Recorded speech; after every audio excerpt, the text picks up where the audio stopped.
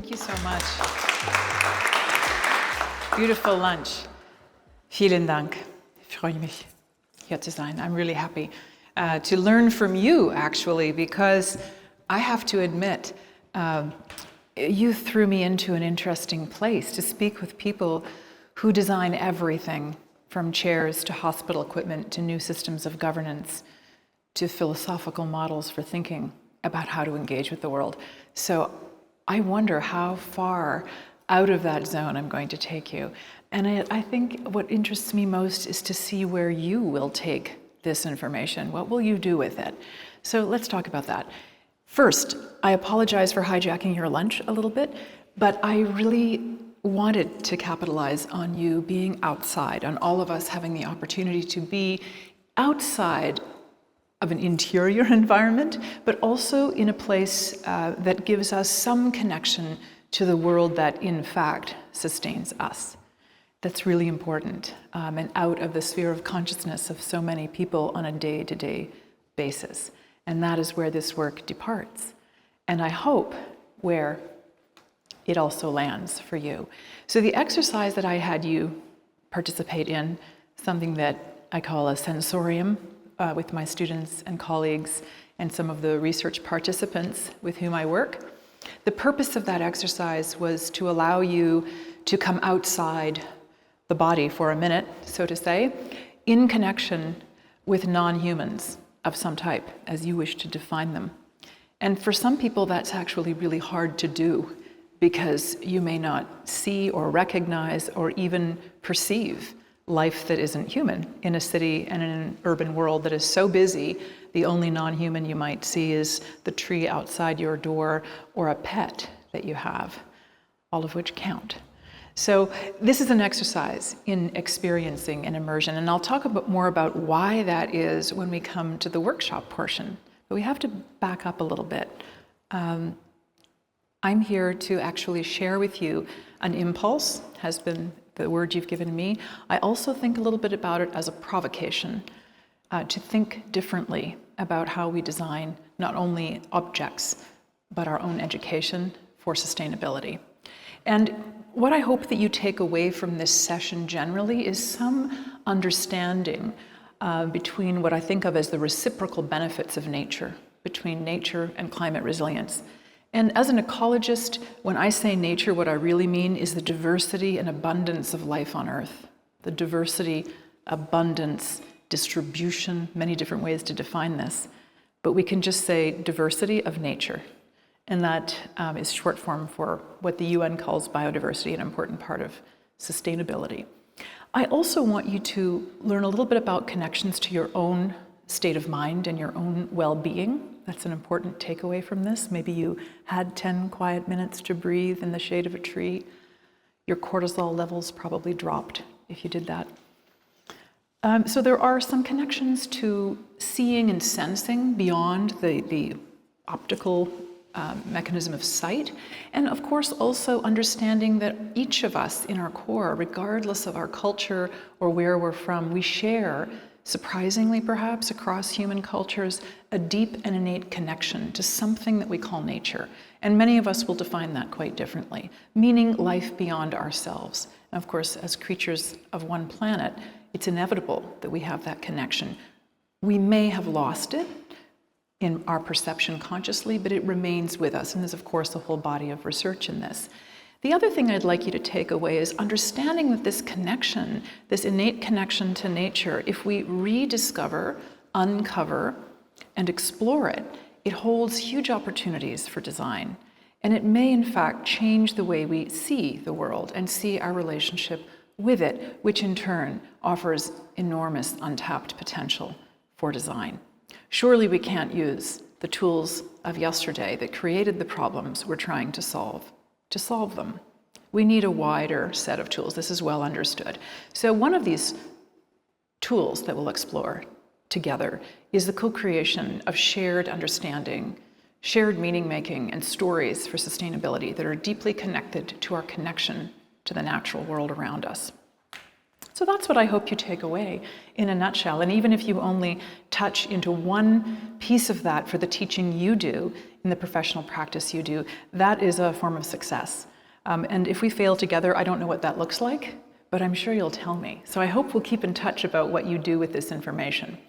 I'd like to start this provocation with saying that I was so stopped literally in my tracks to see this beautiful installation, which I understand is at Lenbachplatz on my walk here from the hotel. And you'll see in a few minutes why I find this information, and particularly the image photographed on the viewer's left of the screen, this beautiful public art project by Maze Film and the artists associated with this collective.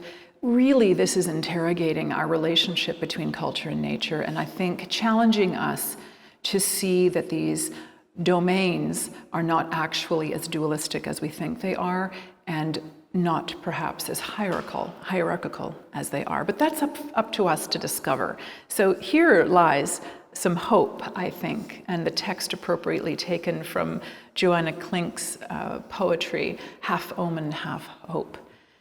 Do not think any breeze or any grain of light shall be withheld. What is my culture to your nature? What is my nature to your culture? This interplay of words, I think, will underscore many of the images you're about to see. I hope that this starts us off in a good place. I want to offer you premises and principles from my work to help situate what I do in the context of the workshop that we're going to have, holding in your minds the immersive experience you took at lunch.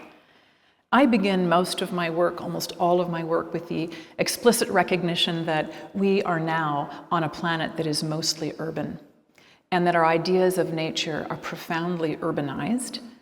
And if we have ideas of nature that are not urban, they are decreasing, or they are increasing in distance, or they are not accessible, or they lie in the imagination. We are an urban planet, and our children their experience of nature will principally be urban for most people on our planet. So we're now in an urban century, and the images that I show you here, collected by many of my colleagues and credited on the screen, as you will see, these are images that for some of us will be jarring. There'll be weird juxtapositions that we don't expect. No one expects the leopard in Mumbai, and yet she hunts effectively. No one expects a connected world for humans to be so fragmented and disconnected for others. What connects us disconnects the natural world. And so we have moments of profound and weird juxtaposition, disconnection. The giraffe in Nairobi, the leopard in Mumbai, again here photographed beautifully by Steve Winters, who generously offers these images for learning. The moose in Quebec, using our highway corridors, effectively caught at night. Or Canmore, Alberta, with rutting elk in the suburbs, not a safe place to observe for the human, owned in this case by the elk. But we know that the reason we are seeing these images is not because we've made friends with wildlife, but because our settlements push into theirs and our encounters are more frequent. And it calls into play for all of us, in design or otherwise, what is our relationship with these creatures who wander among us, sometimes dazed or confused, hidden in plain sight or in the open, sometimes challenging us? How do we relate to them, if at all? And it's an important question because in 2019, the IPBS, the panel on ecosystem services and biology, sort of the counterpart to the International Panel on Climate Change, alerted us to a looming catastrophe, which is the loss of almost half the world's recorded species within the next decade. That's an astonishing number. It would be unacceptable to any business to lose half their assets. That wouldn't be something I assume we'd be rewarding people for. And yet, here we are, 450 of the world's global leading experts warning us of this disaster. And we're also finally realizing that perhaps the loss of nature's material, biological diversity, is related directly to services that nature provides for us. In other words, we don't live on the planet without them. They seem to be free, so free. They are the water in which we swim, the air in which we breathe, and we don't even notice. And yet we're losing all of those services Slowly in some places, fast, catastrophically in others, when 91 of 107 major crop types can no longer be pollinated because we're losing the insects that pollinate them. This is, of course, really concerning.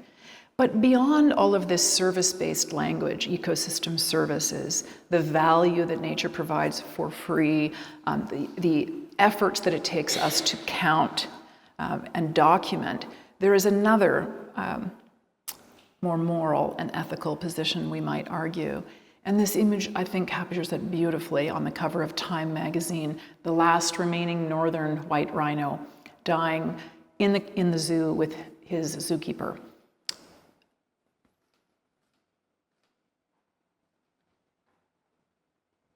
This is not just an image, it's a relationship, right? And so the image shows and captures for most people, without really having to say very much, that there is an intrinsic right for other species to exist. Many would argue we could use the exercise that we had right before lunch, using a Kantian approach maybe, to values and to ethics, to say, well, what is the trade-off here? What is the cost of losing the last northern white rhino? Or losing the relationship that we had, the way of knowing, of seeing the world, or the genetic information stored in that line, however you wish to frame it. But most of all, it's worth acknowledging, as has happened at the UN at least, that there is a right to exist and, most importantly, a right to thrive beyond surviving, a right to flourish. And the right to flourishing is becoming part of the literature around ecology, design, and thinking about the future on the threshold of crises. And of course, it's not just one crisis. For a long time, those of us who work in the protection of nature were told that we should get in line behind climate change, because that's the more serious problem, or behind human equity and suffering. And of course, this is a fallacy. We are on the edge of a polycrisis. And we know this. We know that biodiversity, documented well in the scientific evidence, is our strongest natural free defense against climate change, if you want to frame it that way. Maybe more specifically, as the Executive Secretary of the UN Convention on Biological Diversity noted very eloquently, that climate change is a primary driver of biodiversity loss. These two problems are locked in an entangled dance, and of course that encumbers human suffering as well. So let's just call this the wicked triad that we have to solve, and design is a place we might enter into this big, wicked mess.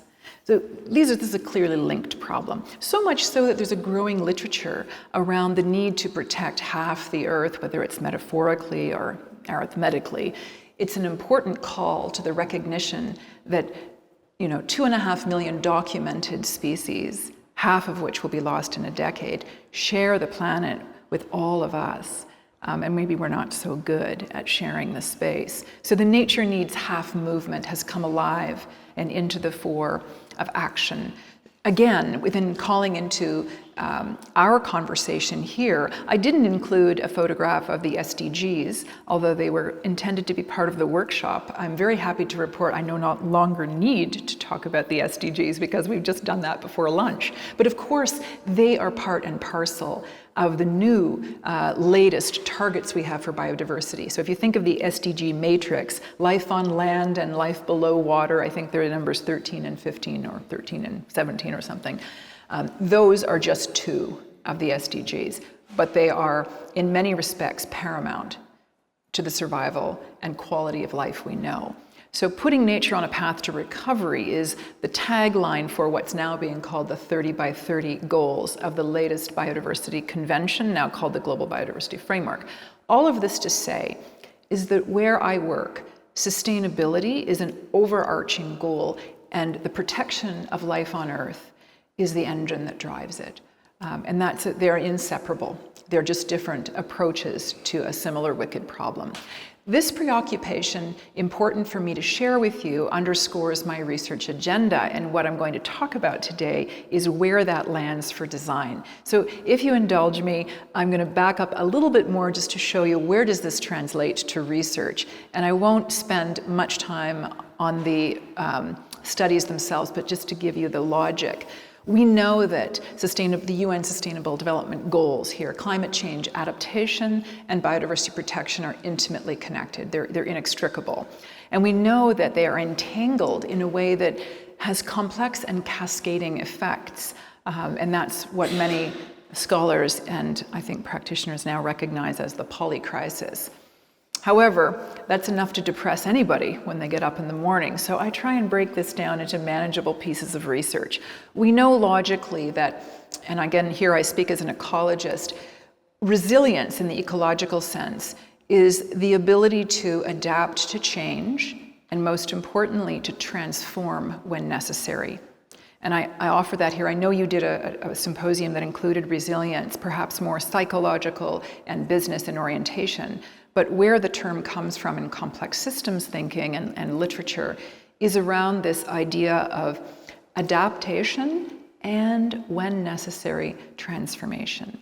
It's not just getting the lights back on after the power goes out. And that's unfortunately what so much of the conventional colloquial uptake seems to say about resilience. But what really, in an ecological sense, drives my research is that resilient systems are adaptive and they're socio-ecological, they're connected. So I ask questions of how do we design for resilient systems that then, of course, can be sustainable. We cannot have sustainability without ecological resilience to maintain a planet and its life systems. So even at a finer grain, I ask questions about, well, if resilient adaptive ecosystems are we know they're connected. They have to be connected. They can't be broken into small patches that can't function. They need connection. So how do we, in design, here's the key question, connect and reconnect ecosystems and their landscapes, the whole ecosystem that sustains us, that supports us? How do we reconnect them? Physically, tangibly, sometimes metaphorically, sometimes with policy or governance. But what do those reconnections look like? And most of all, at the finest grain, how do we design for nature itself? How do we design to support biodiversity? This happens in three ways in my lab. There are kind of three pillars. We work on programs of landscape connectivity, of specific designs for blue and green infrastructure, and of resilience in a theoretical and more heuristic context for governance. But the simple way of describing all of this is we work to connect people to nature in cities. And we do that tangibly, physically, spatially, and politically. All of the published work in my lab that is accessible to designers is usually in monographs that are accompanying landscape-based or performative infrastructural designs, but I use very specific materials and methods that I hope will inspire you in the ways that you work. While none of what I'm going to show you may be direct translation to the design curriculum in which you're working, I hope there are pieces that are inspirational. So let me tell you about how we work.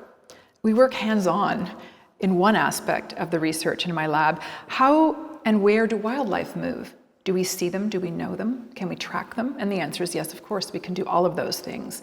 From bat studies to bird banding to migratory birds, working with students to study populations of migrating birds across the North American continent within the flyway in my area. Why do we do this? Well, we do it because we want to understand where and how they are and if their populations are healthy or declining and for what reasons. Not all of that is my work.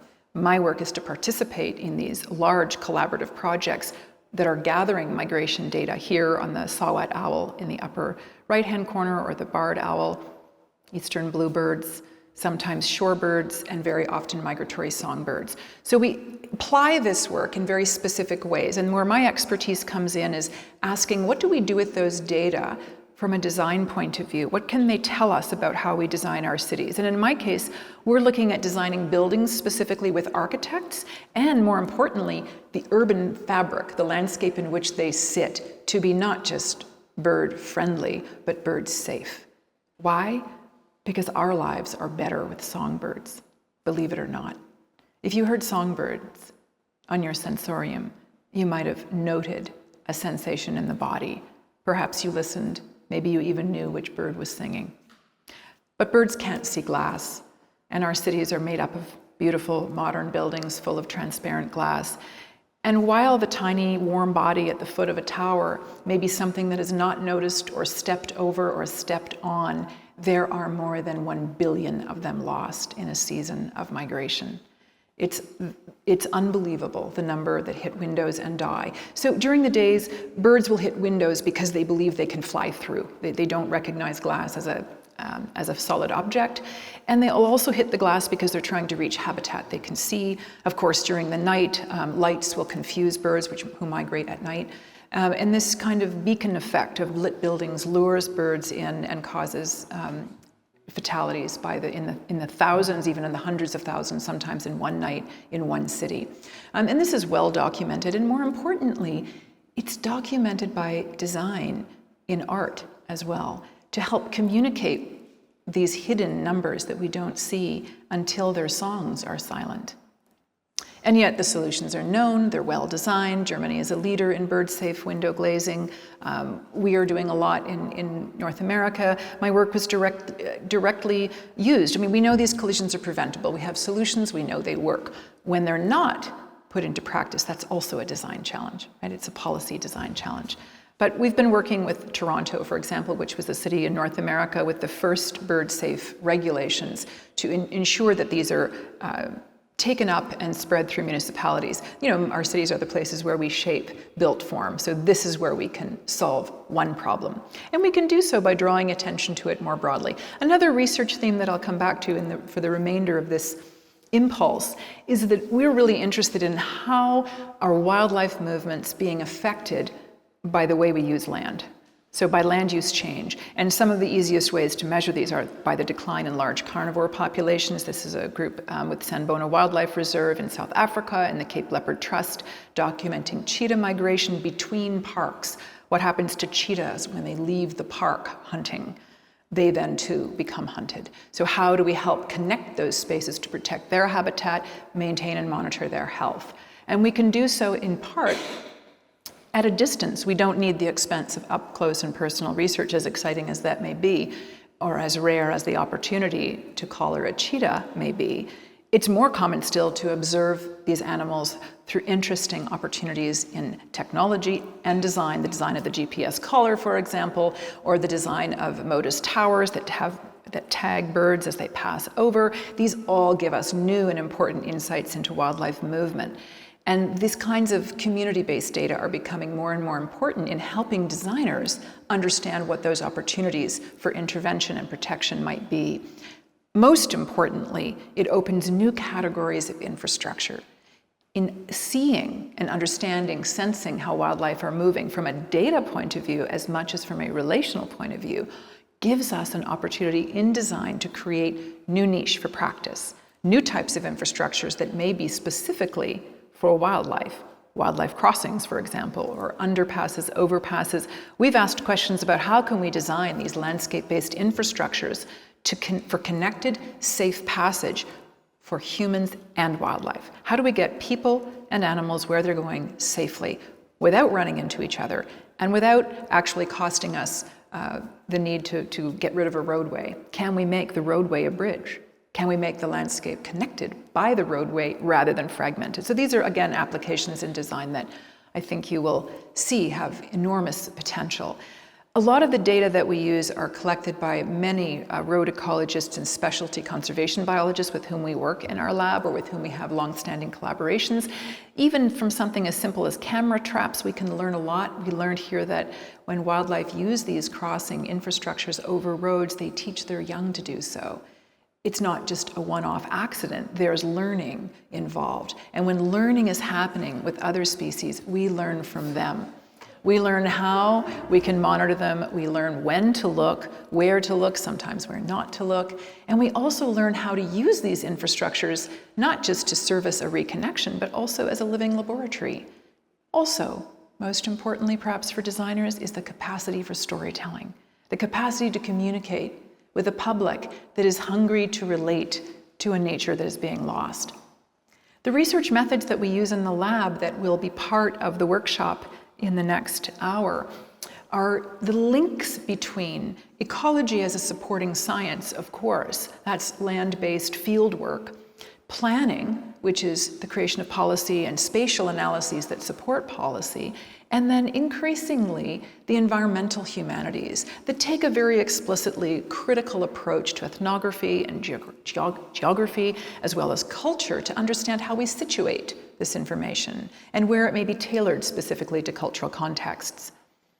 The result that comes from our work, of course, affects design. And it can be mapping, visualizing, but most of all, it's making and doing. And we like to think of ourselves in a lab that trains mostly master's students and a few PhD students that work with us. We think, we make, and we do. And for many people, that's what design is. Reflection is of course embedded in there in many other steps, but the easy and simple way is we're a think, make, and do tank, and we try really hard in the work to work with public advocacy as well. And that's based on a set of values. And those values are rooted in doing good in a climate crisis to alleviate global heating, human suffering, and the loss of nature. This starts with an approach to research that is also an approach to design, and here is where the tool and the method are coupled. We ask of our students in the lab and those who work with us to learn to see differently. Rather than human-centered design that's object-oriented, which is in itself an important advance in design for the human, there is a more than human perspective here for all of the others. So think of this as, in consideration of others, how might we see differently? We do it with equity approaches. We do it with embracing cultural diversity. We can do it by embracing the others more than human. We also undertake exercises that encourage sensing, perceiving, feeling, and understanding, and an ability to connect and relate to the systems that sustain us. And you will understand quickly, as emotional human beings, that our ability to relate to others, whether it is a spider, a cheetah, a bear, or your neighbor, are profoundly connected skills. Sometimes for people, it's easier to connect to wildlife in their neighborhood than it is to their neighbor. But if we can encourage those same empathy-building skills as part of relating to nature, we can plan and design for coexistence. And we can move from just barely surviving to thriving and flourishing. We also know that what and how we see, both in our research methods and in our systems of design that you all know in your own work, what we see and how we choose to see it determines what we value, which determines what we save and what we give up. It also determines how we relate, not only to other people, but to other forms of life, and frankly, most importantly, to land and to life itself. That relational thinking is an incredibly important part of the work that we're doing in ecological design, specifically around landscapes and green infrastructures, but more broadly about relating to our connection to the planet itself. So we asked the question, well, what can designers do? And something that I hope you can take away and apply within your own subdisciplines and praxis of design. We can do more than think of the work we make as an object. We can think of the process of design for more than humans. Indigenous colleagues will tell us this is called two-eyed seeing or open-hearted seeing. Seeing with the heart. Design for care, of course, is a sub-theme here, design for empathy. We hear a lot about designing for coexistence. In the 1980s, we talked about designing for tolerance. Does anyone else in the room think it's perhaps unsettling that you barely tolerate your neighbor? I'd like to do more than tolerate. I'd like to coexist. Sometimes that means we walk on separate paths and maybe we don't have dinner, but we coexist. There's a peacefulness to that recognition. The other part of this is to design for entanglement. Entanglement that is sometimes awkward and uncomfortable. Do you shoo the spider out of your house or do you smush it? Do you tolerate your neighbor or try and impose your worldview on them? Designing for kin. Thinking about Donna Haraway's notion of kin. We are all related. We are kin in this room, even though we may not share the same bloodline. Can we relate to each other across cultures? Can we do so across the more than human divide? And finally, another way of thinking about this that's most important to the work ahead is to recognize that other life forms are our relations as well. So designing for all our relations is fundamental to this work. And that means that the materials, at least in my lab, when we think of design materials, textiles, polymers, for us it's land and water and life. And those embodiments, land and water and life, those are all our relations. Our relations are more than our parents, our siblings, our neighbors, our colleagues, but they are embedded in the land and the water and the life that sustains us. This is a profoundly basic life world, foundational life view for most Indigenous and First Nations on Turtle Island or in North America where I work. This is a very common turn of phrase among Indigenous elder placekeepers, that we work to be in good relations with all of our relations, the things and beings that sustain us. So they're not seen as object or subject. And that's something we can learn from. It's something we could imagine if we did design for all our relations. What would the triple bottom line look like? I work with a group called Swim, Drink, Fish, in part in some of our work. They have a program together with the Anishinaabe people locally in our territory, and Binagami is an approach in the Great Lakes, where I'm working, for example, that says we have a shared responsibility. So there's a value proposition, one that we can show in how we work and how we relate. We have a shared responsibility to the lake because the lake is our source of water, and the lake is our economy, and the Great Lakes are 1/5 of the global water supply. So we have a shared responsibility. That's Binagami. And it means that we need necessarily to be transdisciplinary. We work across the spectrum from Indigenous elders to educators, artists, filmmakers. Some say change makers, some say educators. But we work together knowing that none of us alone has the right answer because we have this shared responsibility to water that flows and moves between us. This is part of a bigger program, at least in Canada, as it is in Australia, New Zealand, Awachiarwa, of reconciliation.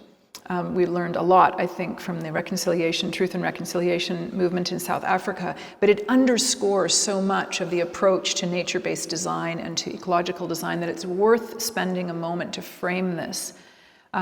When you come from a culture that is a settler colonial culture, if you come from a culture that has never been colonized, I think it's harder to appreciate the importance of setting right those relations. But when your country is founded on dispossession, displacement, and your economy is based on extraction, you must see clearly that there's reparation to make, if not individually, collectively. And that's where shared responsibility can be a very powerful goal.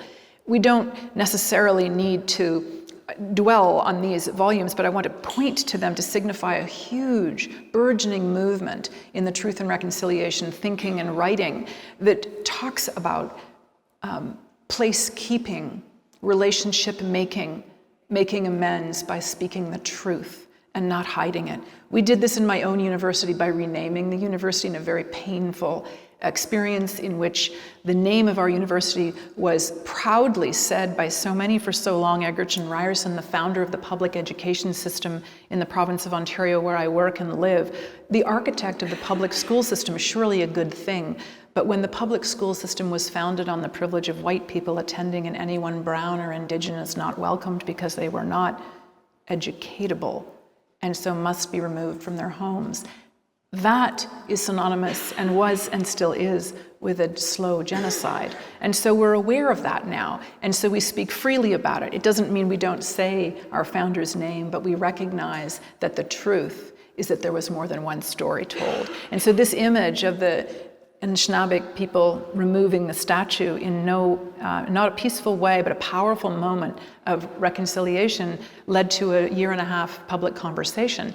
And this was the beginning of some of our own work in the lab, in working collaboratively through difficult conversations, through multiple stakeholders, with an idea that we could go forward with shared responsibility. This doesn't mean they are easy, right? These conversations are not easy. But they're powerfully moving, and they were profoundly about relating. So the methods that we use to get to this work, in many cases, are these complex, this could be a model for any design charrette that you've participated in that's transdisciplinary, or at least interdisciplinary. Professionals from multiple different disciplines that relate to the project at hand, in my case, landscape connectivity. We wanted to know, how do we do integrated planning for these complex challenges of biodiversity loss and climate resilience, grounded around a very specific infrastructure? Maybe it's around wildlife crossings in this case. Oftentimes it is. Sometimes it's about reconnecting a series of ground plane parks through residential communities and allowing people and wildlife to move safely but separately. What's that design challenge look like? But it is inevitably multiple stakeholders from multiple disciplines having to learn first and foremost to develop a shared understanding and a common set of values. That itself is not so easy to get to. We've been running collaboratories in the lab as part of 2 different projects now for 7 years, gathering data on how we work across the disciplines, the ways in which we use language and storytelling, and most profoundly, I think, the experience of learning to relate to something different. And sometimes we begin with a sensorium, sometimes we begin with an artist or a poetry reading, sometimes we begin with the presentation of exciting visual data. But the point is that there's a story about what we might relate to and how. And then we draw, usually. We draw, we make, we create. Sometimes we have hard conversations about costs and winners and losers and the things you're very familiar with. So let me show you some examples of where these methods and this way of thinking influences work, and certainly not always successfully. I don't think the design work I do as yet has a market for investment, but that's changing. So you'll help me with that as well. Our projects are really design-based research practice, the translation of design theory into practice. In my context, in the environmental and ecological sciences, and we look at how we scale across as much as how we scale up our landscape solutions, always with the intention of building good relations. Building good relations. We need to do that. And sometimes the conflicts are really obvious. How do we move people and wildlife where they need to go safely, especially in these cases where the wildlife are really obvious? It's much harder when you can't see the wildlife or you've hit them before you've seen them. In this case, there's damage to people. So this conflict is part and parcel of a project called Safe Passages. We did this for 7 years, funded by 3 levels of government and 27 different partners. And we looked at how we could reconcile the needs of humans and wildlife and how we would do that through design, not just engineering or highway making. And I want to focus on this a little bit because it's a really tangible example of how to approach a nature-based stance that is about relating and including. And part of it is a very frank reality that we will face an enormous increase in the amount of roads on our planet in the next 50 years. An article from The Guardian, road building, really will increase by almost 50 to 60%, depending on which metric you look at, by the middle of the century. And these roads will go through some of the most nature-rich or biodiverse areas on the planet, the hotspot cities that are growing fastest. Huge increase in roads in some of the most biodiverse areas. So we need to find ways to remediate and, in fact, change the practice from the get-go. We want to avoid the kind of image like this, and we want to get beyond storytelling that is strictly signage, that relies on volunteerism or do-gooderism or just slowing down. Even if those signs are in multiple languages, we bring awareness to the problem, but most of all, we want solutions that are tangible, physical, and more than invisible. We want them to be beautiful. We know that people want to invest in something they understand and that has value for them. So this discussion of responsible leadership and public value is so critical to informing the conservation-based planning and ecological design that I'm doing, for example. These are a series of 23 now overpasses and underpasses through Banff National Park into Yoho in the western part of the Rocky Mountain Cordillera in Canada. Many, of course, are in Europe. The Netherlands ecoducts and German ecopassages are very much part of the literature. However, most of them are monofunctional. We think they can be much more interesting. We think we can add nuance and value to these projects by bringing in designers. Many of these projects were made by traffic engineers without much consultation. Well, zero consultation with landscape design usually, and certainly none with object-centered design. We think that we should change that. We know that they're very expensive when they're monofunctional, but we know that these guys need a chance. And so the Parks Canada is one of the agencies in Canada that's been building wildlife crossings, but rather grudgingly and certainly not in a celebratory way. And while we studied ways to make them multimodal, adaptive, potentially modular, well published, well documented in terms of how to do this, we used a series of collaboratories that visualized possibility to engage decision makers and designers, mostly so we could communicate to our public support base that these are worthy investments. They get everyone where they are going safely. They reduce insurance premiums. We take an $8 billion problem every year and we eliminate that one structure at a time if we take a systems approach. We're not there yet. But the images that are generated through this kind of working environment will be familiar to designers. This is how we build support. It's how we build stories, and it's how we make good use of our data. So these visualizations were instrumental in forming partnerships with organizations that have unlocked funding, if not because these are profitable enterprises, but because they reduce risk. They reduce uncertainty. And in the future, we know that that's a worthy investment. So much so that the Biden administration in the United States has unlocked. In this case, it doesn't seem like a huge amount of money, but when there was $0 before, 110 million in one shot seems rather not bad. California, as in everything in California, has its charismatic megafauna. Here, P22, the lonely mountain lion. You might have heard stories of the lonely cougar in the Hollywood Hills, who left us last year at the ripe old age of 12, always a bachelor, locked in Griffith Park underneath the Hollywood sign. California's building the world's largest crossing, as only Americans can do. It's called the Super Crossing, over 13 lanes, 12 lanes of highway, 13 depending on if you count the side roads, 16 if you add the landscape in beside. This is on the Pacific 101, a road that I'm sure you have driven many times, and especially if you've been to California. Beautiful route, jam-packed with traffic, a death trap for wildlife. These cougars are locked into a portion of the mountain range they can't escape. They need wide ranges for mating, breeding, and feeding and foraging. They don't need to be confined. They won't survive. If they are, they try to leave and they're hit. So this is a bridge ostensibly in these poetic drawings, these rather romantic images of the cougar and her kitten. These are designed to build public support because this is a privately funded project where the National Wildlife Federation, under the leadership of Beth Pratt, raised $120 million US to build a bridge for cougars.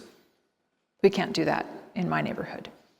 And arguably we shouldn't for public infrastructure. Some of us would say that this is an interesting model, but it might not be the model for everywhere. But it's an example of where design has come together with politics to advocate for a powerful symbol of reconnection, as much as a physical functional structure for much more than just the cougar. In fact, I was really excited to celebrate just this May the 60 girders that are forming the new surface of a landscape over these many lanes of the busiest highway in North America are getting ready for their landscape treatment.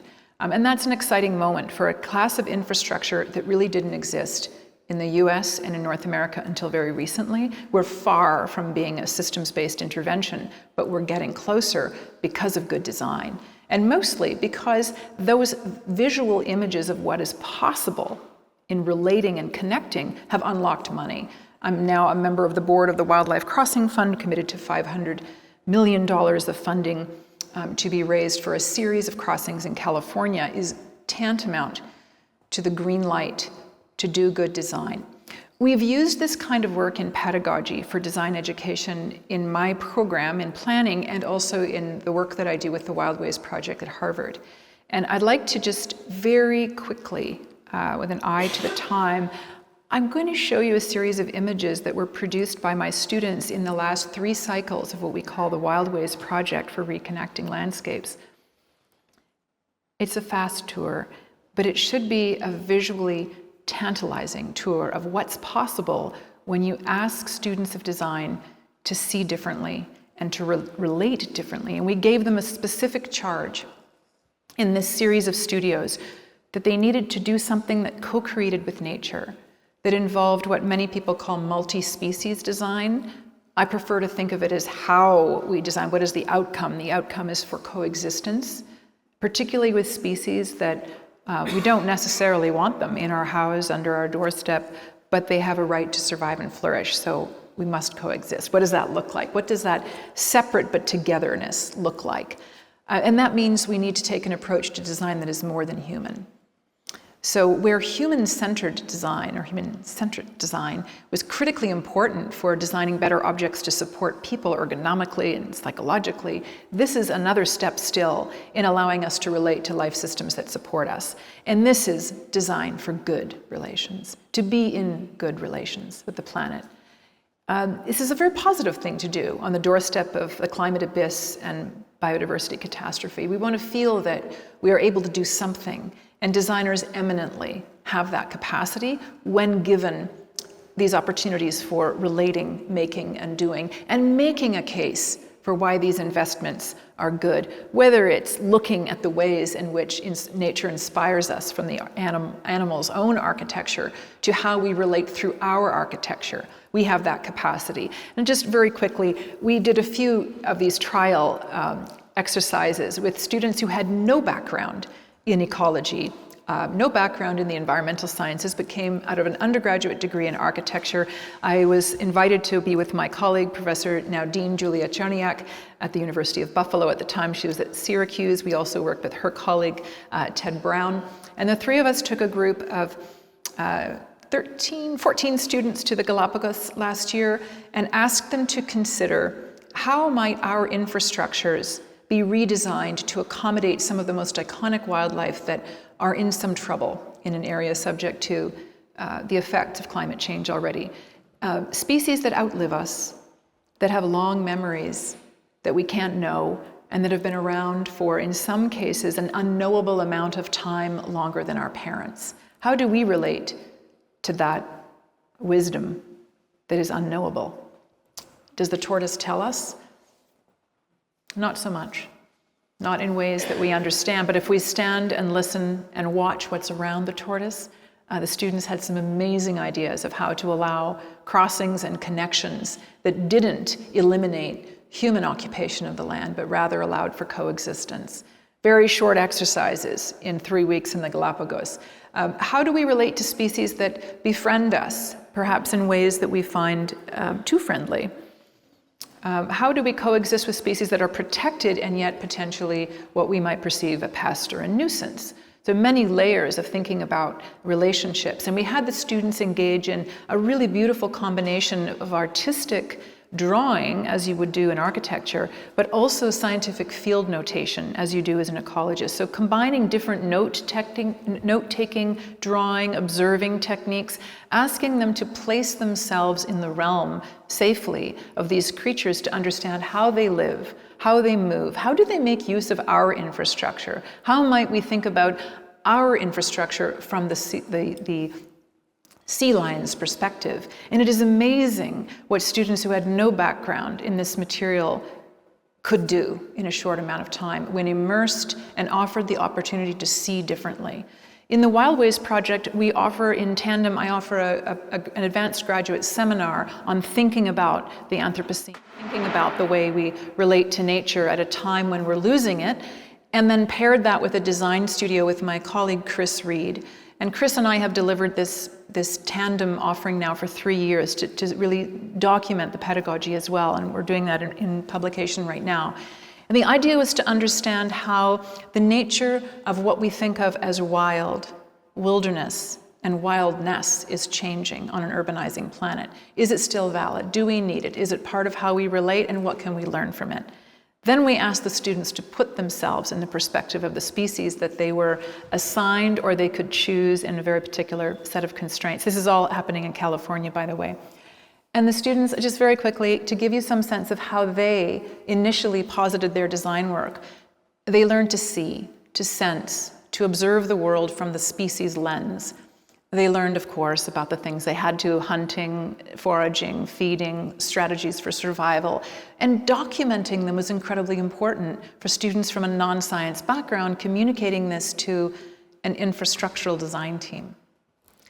So these are some of the ways in which they represented movements, habitation, occupation, and relationship to human infrastructure. In these cases, these are all propositions for design within those spaces. I want to just really quickly go through the third cycle. This will be in publication at the digital book this summer. Chris and I are working on it at the moment, but I'm sharing a kind of preview of the students' work with their permission. They're all cited here. These are their intellectual products as a result of our studio collaborations. We asked students to see through the lens of 12 different species as much as any human can, to experience what it is to be in a place with these creatures, even if they're there symbolically or metaphorically. The power of the gray wolf.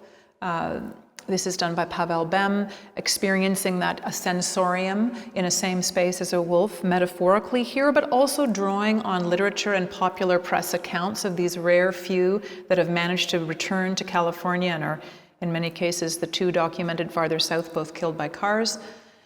Or what is it to be a golden newt? Here, a small newt that is barely visible as part of an incredible food chain in a place where water dries up and disappears quickly, but is essential for the survival of a species that is iconic and endangered. Or what about seeing through the 8 lenses of the Mojave tarantula? A life cycle of, get this, 30 years for a female, only 5 for the male, sorry. Very different set of relationships. How do we relate to this small creature in the ground? Or what about the desert tortoise that can only move so many meters in one day in 50-degree heat and spends most of the time underground, burrowing and making its own infrastructures? Can we coexist with solar farms? Can they exist with wind turbines? How might we use, in this wonderful example by Ann Tong and Junia Yam, they were able to really get into the lives of these small creatures and say, can we make use of the infrastructures that actually help protect these species, rather than seeing them in opposition?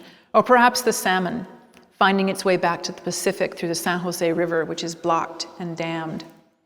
Again, the lens of the tarantula, sensing at the edge of the burrow, putting ourselves into these tiny spaces to understand what design might mean, a design of 3 or 4 centimeters that could change the life cycle of a wild animal. They were able to do some beautiful explorations of texture, of atmosphere. I hope these terms are now familiar from what you did at lunch. Observing, watching, feeling, noting, recording sound and light and color. Of course, yes, inspiration for design, but also as a basis for field notes and understanding how wildlife move and what opportunities there might be at the intersection with human infrastructure for a small change that could unlock a big change. Even the way in which plants are encouraged or weeded out, supported or removed, can make a big change for habitat.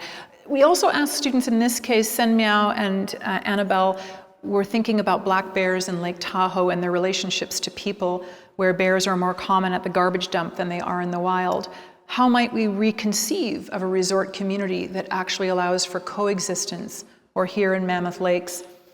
The designs that they came up with at the end of this semester are really, I think, indicative of some of the premises that I have shared with you earlier. They used many of the methods that we talked about, if not themselves as secondary data, to be able to do very evaluated studies of how the wildlife with which they were working, how their behaviors might affect designs that could at once be iconic for people or dual use for wildlife, or sometimes have different uses at different time of the day, sometimes with forage underneath or as feeding and respite, and sometimes framing a view that's considered so precious here at Mammoth Lakes that no structures are permitted, but maybe if the structure did something different, we'd have a different opportunity for design. Or bighorn sheep. I'm sorry, these are a bit washed out, so I'll just go through them quickly. This is Ashley Ng's project of the very reclusive and very endangered bighorn sheep that share mountains with people. There are ways that she looked at using gabions, avalanche sheds that could tilt and turn and become shelters, steps, snow shelters in times of heavy snow load. And even the small creatures, they were rewarded as well. The newt and the trout, you see lots of love here given to them by this pair, Pi and Lucas, who studied the salmon and the trout together, or the trout rather, and the newt. The ways in which the students chose to present their species is really telling. One, as a game board, how to understand the challenge of getting from a reservoir through an urban area of San Jose back to the sea. to breed? What could be done with existing human infrastructures using the idea of the riprap edge, the soft edge, the gabion edge, if those were redesigned with small moves that would be favorable to fish, providing beautiful views for humans, places to roam and move that clean water at the same time, much more multifunctional, co-beneficial, places for human respite and health as well as for the fish, opportunities for relating and connecting. And not to say that we forgot about the newt. Lucas took his title from this lovely book, The Newt Normal, presenting the idea that this small creature who has such a terribly confined range in this urbanized area, these blue dots are citizen community-based science mortality figures. So these are the number of newts killed in one section of road. The newt patrol literally goes and scrapes these newts off the road every day, and the citizen data are really shocking. But it's one place. Surely there's a solution for one place. And Lucas's work so beautifully and slowly documents the possibilities along a whole watershed where very small moves of shifts in the curb, underpasses, changes in water flow together for the fish might make room for the newt. And perhaps most remarkably, in this example that relates to my own work, here, the gray wolf is offered as an opportunity to rethink the road because the gray wolf is not loved in California. There is a systematic program of eradication, targeted killing, and removal of this animal that is so closely associated with the big bad wolf, the bad story of the wolf. And yet, its role within the state ecology is huge. So what Pavel did in this wonderful project was to what he called undercover connectivity. Let's keep the wolf hidden. Let's take the normal highway design engineering book and we'll hack it. We'll make a small change to it that will allow space for creatures on the road. So doing something here is a strategy for design as much as it is a design tactic itself, relating to the wolf as a persecuted animal, but an important part of the ecosystem here. What if the road didn't have to be straight? What if you had to slow down? Or what if we took a lane from the road and each one of these normal existing types of under and overpasses for cars, could we do something, a smallest move possible to make space for the undercover secret movements of the wolf re-entering California? It's a very powerful project that takes the standard Federal Highways Administration design manual and overlays a series of design opportunities for difference. This is a very real project, potentially, and one that I think has got a lot of attention. So this is his revision. All of this to say that these projects were about making space and room for relating differently. And that's really led me to our workshop moment, where I'll ask you to think about some of this in the context of what a growing body of literature refers to as a post-human world after nature. What are the opportunities for us to engage at the edge of climate and biodiversity crises in ways that are positive and hopeful, that tell stories of our relationships to nature? One project that we're about to start, again together with my colleague Julia Cerniak, it's with the American Museum of Natural History, in which we are asking designers and scientists to visualize futures, new stories for how we adapt and make sustainable places. And we're calling these conservation conversations, but really they are stories about visualizing futures. The way we've advertised this is together in tandem with a wonderful major global conference on conservation science for emerging professionals. And we're really being very clear that we need new stories. All we need are new stories of relation, and that's how we'll do it. So I'm challenging us this afternoon to really think about design with and for nature. Biodiversity specifically, if you want the technical term, but nature generally, in such a way that we foster a kind of relational ecology, a connection to nature, and that puts us in good relations, that helps us see with others in a space that makes reparation, connection for support, and that generally ties us back to the place from which we came. So I hope that this is some fodder for the workshop. And I'd like to maybe pause for a minute. We're at the hour. we have a half an hour for a workshop. So initially, and I want to thank Professor before me, thank you very much for introducing the SDGs, because I know we don't have to do this now. This normally, if I were doing this in a class of design students or life science students, I would ask them initially, what is sustainability? And we would do some kind of an exercise, I don't know why it doesn't want to do that, a kind of pair and share activity where we would work in small groups. We would ask people the very same question, what does sustainability mean? But then ask them to frame this in the context of the SDGs. Think of activities that you do, practices that happen, challenges that we face, and map them onto the SDGs. And try to relate these experiences or practices, business practices, design challenges, to some of the things we've spoken about today. That would normally be what I would do. And the ways that we usually get to a conversation about this is that we understand the SDGs are all profoundly connected. It's very hard to take apart life on land from life underwater and not talk about plastic water bottles and all the rest of it. So these things are very wicked problems, as we know. And when we ask people to map these out afterwards in word clouds, it looks like a kind of throw-up pastiche. Each one is different depending on which group of people are in the audience. And I just quickly pulled 4 examples to say that we know this is a really difficult concept. What we accept, I think, in this room is that we know we have UN SDGs. This is a commitment to sustainability. It's broadly defined, at least if we focus on the SDGs. And we know that relationships to nature are fundamental to it. So instead, I asked you to start with, what is nature? And I asked you to see and relate to others. And most important, this is an exercise we usually do to ask people to take the time away from the phone or the work or the noise of the city to hear differently and to sense what it is to be within nature. Are you cooler? Are you warmer? What did you hear? Some people will say, I heard a bird. Others, I say, I heard a dog bark. Someone will say, oh, I suddenly noticed there was a European robin or a great tit. They'll know the bird. So it really depends who you are. But the emphasis here is that this is usually a meditative experience.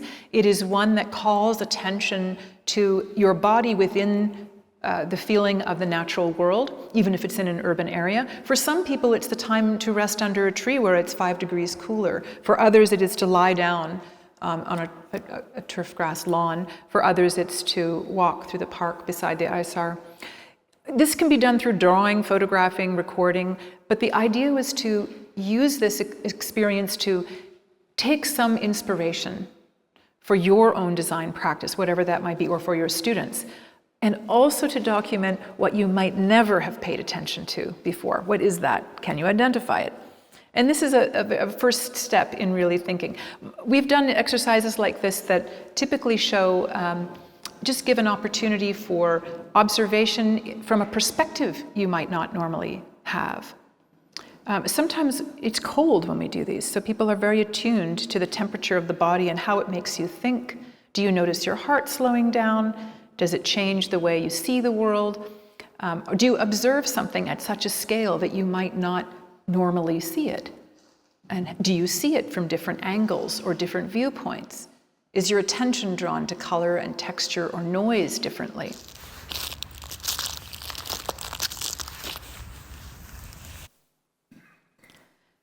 Sometimes it's about changing the speed with which we observe through the use of a smartphone, or our ears, or our eyes. These swifts in Istanbul were so hard to see at their natural speed, never stopping, always in flight. But when slowed down, their movements as a collective were very evident. Their foraging behavior became noticeable. Their social behavior, their vocalizations, blurred in this context, mapped again on at high speed, gave a very different insight to the relationship they have with the tower and with me.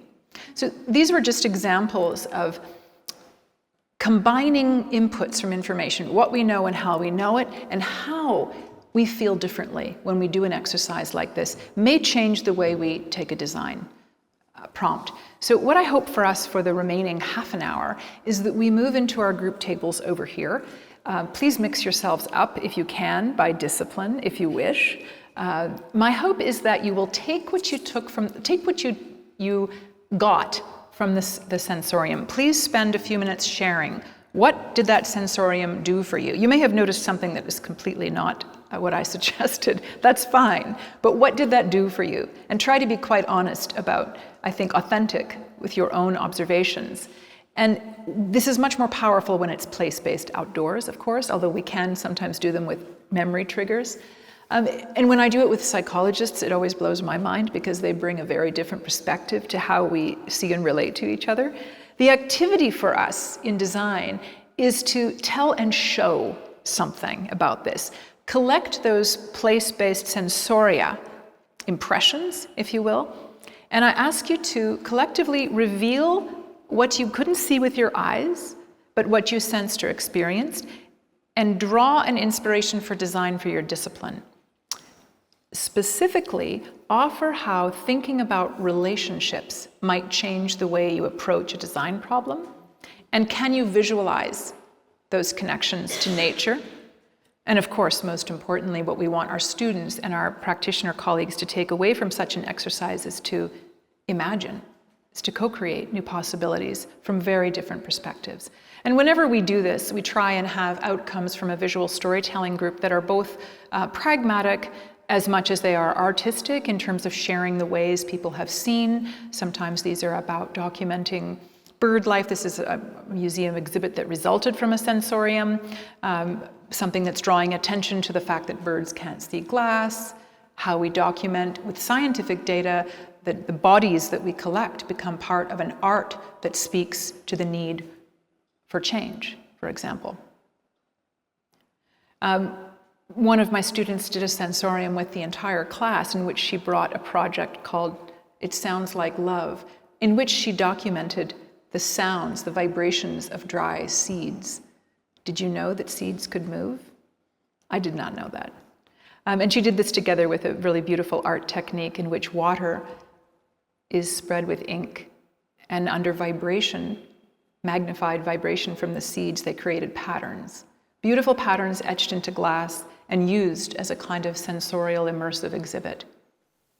Connect them, project these sounds through water, which have these 22 concentric circles of ink floating on their surface, and so the sound directly moves the patterns, moves the ink and makes these patterns, and to me it kind of makes a language or an alphabet, a kind of pictogram that is non-human centric, and that doesn't have an up or a down, a north or a south, and creates these sort of patterns that have a universality to them, so that anyone can kind of come in and connect with them.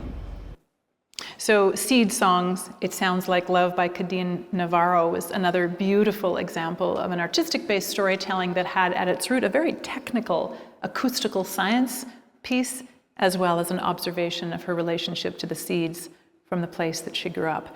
I hope that this activity for you brings something.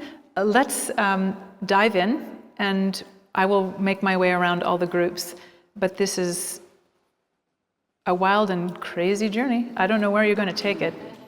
Thank you very much.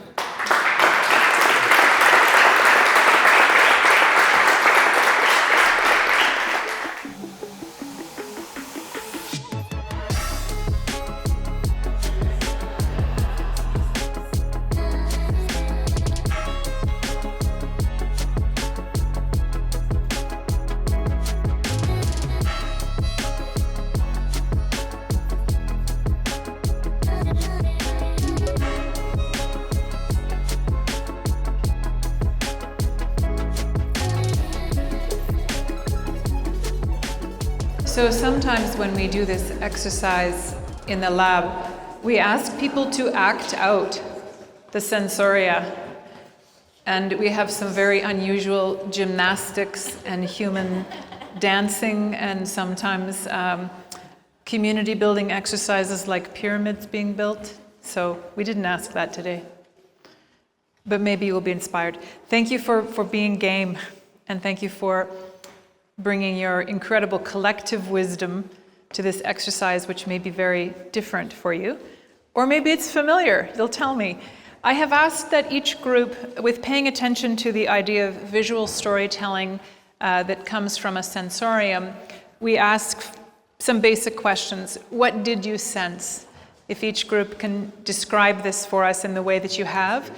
We also ask of each other, what inspires you? What are the prompts for design? I mean, this was supposed to be impulses for redesigning design education. So is there an impulse of inspiration that comes from this exercise that perhaps surprises you? And then finally, you're wearing a word. Some of you are wearing a word.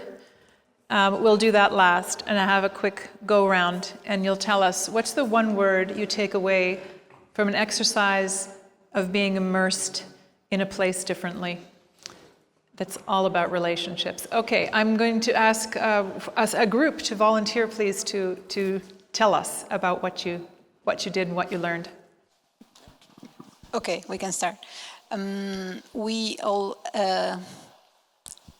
explain about our experiences, and we directly noticed that we had all a very positive experience. That was very nice, with that symbol. We collected some textures, like leaves or grass or humidity, or some stories, like there was this flies, small flies and mosquitoes airport. There was also this smelly tree, but very positive smelly tree, and some hot stones with textures. And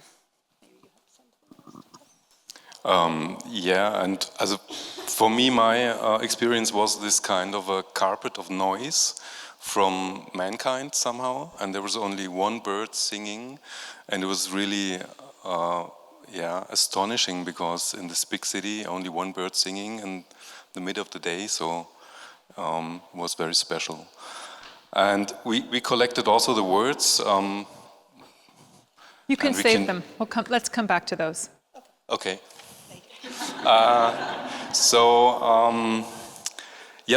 We just collected all the words, and we made these drawings. And what else to say? So for me, it was also this kind of calming down moment, and I think we all shared it. It was somehow related to a tree, so to lean on a tree and have this kind of shelter from the tree as an experience. Yeah, that's it. Anything that inspires you, that you take away as inspiration with this group? 90% focused on experiences with trees, how we relate to trees and trees relate to us. So in terms of architecture or urban planning, trees are essential. And we all had positive experiences with the trees in listening to them, sensing them, smelling them, of course, seeing them. This was, I think, common sense. Up into, René sacrificed him with an insect and donating blood. Everyone's got to eat. Okay, great, thank you. Next group. So we, as a group, collectively collected experience above and underneath water, from sounds to textures, to kind of discovering abundance in roots of trees, listening to the sounds and soundscapes of nature. I guess like magnifying the little things and the little critters that live in between the little rifts of the bark. Even making little discoveries of white and green striped bugs that are seemingly unidentifiable at this point.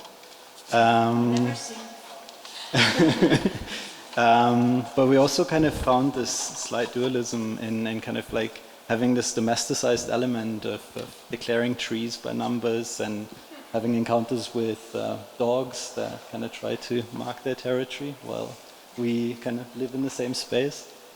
I think like that was somewhat of the kind of like more observing and immersive nature of the experiences, was what inspired us. I think like I take that back to the group. I guess like it was kind of like a throwback. What is it? The beauty is like emotions, that we were very emotional with all those experiences, you designed something for us. So yes, it was very emotional, I would say. I would tend to agree. Yeah, I mean, I appreciate you putting yourself in that place to say it. We often don't get that opportunity in our everyday worlds. We're discouraged, of course, from relating in such a personal way, but that might be just what's necessary sometimes. Thank you. I love the interactive craft and design making. Bark, pieces of bark, an unidentified insect that if you have iNaturalist on your phone, which I think works here, you could identify this insect probably. We might all learn a new name. Thank you. We'll come back to the words. Next group, please. Oh, I love it. More. Hello? Yeah, okay, this works. Okay, we had, everybody had a different destination, of course, and some of us had difficulties to find a quiet place because, of course, here it's not only nature, pure nature. We had one lucky person escaping to the park and jumping in the river, so he had maybe the nicest experience, experiencing a flow and swimming with the dancing mosquitoes down the river. Yeah, for every experience we collected the story, and then we have little images. One person really experienced relaxing, energizing, and feeling the safe space. What maybe trees are for us, have a protective and embracing effect. So, not only for us. So another thing was coexistence, that two different plants grow into one to another, and this also like a feeling of being interacted with the nature. So very nice picture here. Then here, this is the beam of light, the ray of light, where the flies are dancing. So everything else was cut out, I think, the noise of the city. It's just a very nice visual impression. Then we have very nice stories of interaction with animals. So ants climbing up the person and the dog coming by sniffing. So this is an relation where the friendly encounter, yeah, is the name of the story. This is the floating section. As you can see, a really straightforward well-being. And one person was touching the ground and the little stones and the leaves, the old leaves, and crumble them and hear to the sound and play how they play, what this material is like, and try to listening to the ground. And then for me, I was missing insects, bigger insects and mosquitoes, and then I was trying to imagine how would be my life, very famous as a wasp. And I thought, okay, if I imagine myself as a wasp, this would be a really vast place for me. There is nothing interesting for me. There are no grapes, there are no sweet fruits or something for me to attract. So this place is just not interesting for me. So this was for me interesting to have a different way of thinking about what is interesting for an animal, for example. Yeah. Great. Very, very helpful to try to do that within the limits that we have, of course, and in our human perception. But I think that's a really important strategy. Changes the way you look at things. Yeah, this was interesting to say, okay, here's really nothing. There are some trees, but... Now you know how to design not for wasps. Yeah, so it was... Yeah, and then the other thing was the ray of light and the nice wind, and so this climatic thing, what also is above and around us, that is another connectivity than our human scale of museum, traffic, coffee, and like this. So the big climatic thing, the nice wind touching your skin, so everybody experience this as a nice connectivity with nature. So. Great. Any words of inspiration that you take away into your own work? I'm also thinking how you might use an exercise like this that's tailored to your discipline or the ways in which you teach. So anything that's inspired you? I would say I was very much inspired by like how this more focused perception of our surroundings kind of affects how we perceive as well the surrounding, but also affects how we think about things and what is more important at this moment and maybe less important. And so we can somehow correlate with our surrounding in a different way. Great. Please. I would also add, so maybe not an inspiration, but a negative point. I really realized the disconnect that I, as a person, have to what surrounds me, what is nature. I was sitting on a human-made polar, and then I looked down and I was wearing shoes. I didn't really touch the ground, so just this spatial disconnect really struck me with this exercise. Sometimes that's the outcome, isn't it? The last thing, maybe quickly, if you have your word, wear it, and we just go around and maybe start with the group that taped theirs here. You don't need to say more than just give us the word that you'll walk away from this exercise with. You want to? Stability. In brackets. Ruhe. Energy. Friendly encounter. Coexistence. Power nap. Flow. Synchronization. Disconnect. Different connectivity. Relation. Immersion. Power. Fascination. Patience. Mutig sein. Focus. Abundance. Respect. Relatedness. Biophilia. Integrate. Connected. And earth. Thank you.